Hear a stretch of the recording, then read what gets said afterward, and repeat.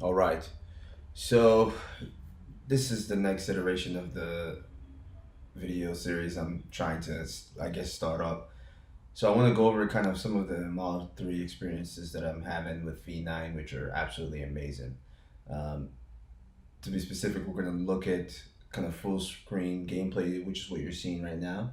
Um, this is my favorite aspect of the new firmware. Why? Because I can put full screen, I can control the game with the scroll wheel, the left scroll wheel.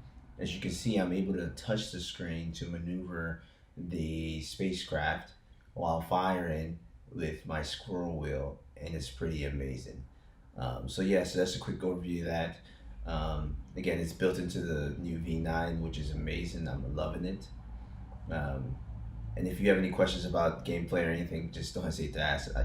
Looking at what I'm doing, I probably suck at it right now, and I will become better over time, especially when I hit up some more superchargers. Okay, so that's pretty much it for there. Now I want to talk to you about nighttime driving versus daytime driving with the Dashcam video. So as you can see, the video quality is actually not that bad. It's good enough for me. Essentially, the way the Dashcam is built into V9, it enables the user to select what they want to save. And for the most part, that's worked perfectly for me. So on the left, we have daytime dash cam video.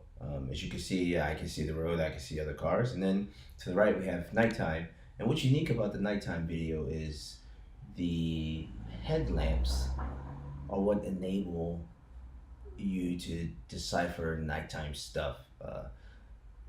Technically, I'm not sure how they're building it. Obviously, the image sensor in there is built to support whatever image recognition capability you're using, but it just works. Okay, so if you have any questions about it and or how to format, ask and put some comments.